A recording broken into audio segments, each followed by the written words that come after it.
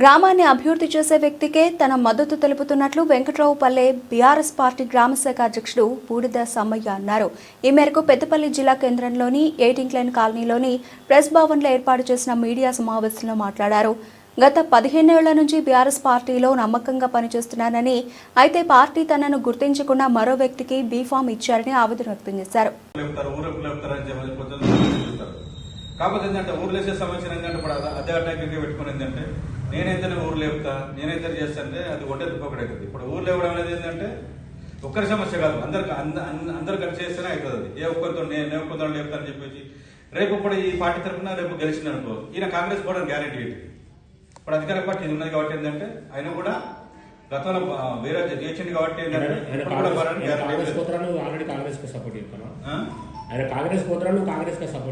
కాంగ్రెస్ అని కాదు. ఇప్పుడు ఊరు లేపే విషయం ఏంటంటే జనానికి ఇప్పుడు ఏదో వాళ్ళు లేపుతారని చెప్పేసి అంటారు. మనం కూడా ఏంటంటే ఊరు లేపుతారని చెప్పి చెప్తాం కదా, అది కాదు. అది లేచినప్పుడు లేస్తుంది.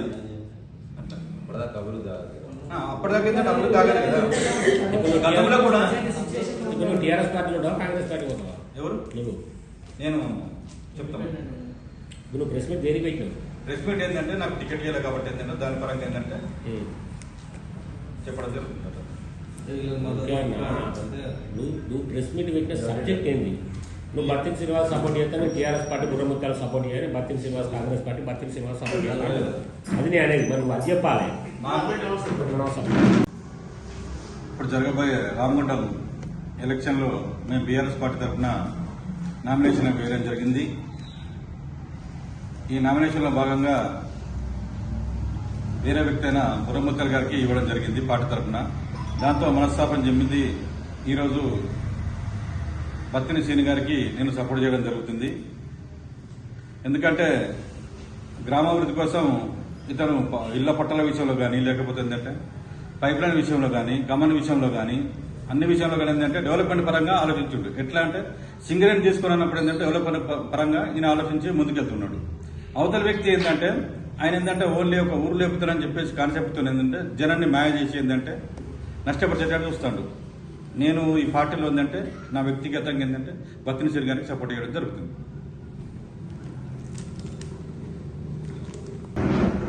రాష్ట్ర గౌరవ మంత్రివర్యులు దైవ సమానులైనటువంటి శ్రీధర్ బాబు గారు, అలాగే Ramagundam dynamic MLA last doctor Makkar Singh గారి ఆధ్వర్యంలో వారు సమీకరణ దృష్టిలో పెట్టుకొని 15వ డివిజన్ కాంగ్రెస్ పార్టీ అభ్యర్థిగా బత్తిని స్వరూప శ్రీనివాస్కు టికెట్ ఇవ్వడం జరిగింది.